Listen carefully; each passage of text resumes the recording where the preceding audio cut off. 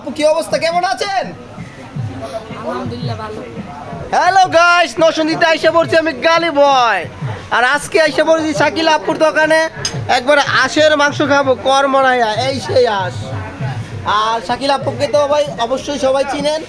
আপু আজকের নান্দাটা কিরকম কথা বলেন?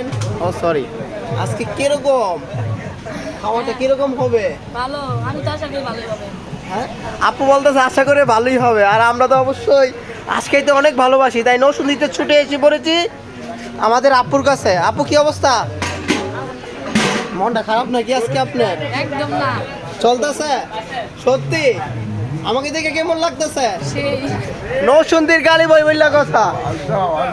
এই যে গাইস, এই যে আশির কাছে যাচ্ছি, এই যে একদম এই বস আমাদের দুইটা প্লেট দেন তো একবারে, একদম। আপু আপু আপনি দুইটা প্লেট করেন। না না এটা হ্যাঁ তারপর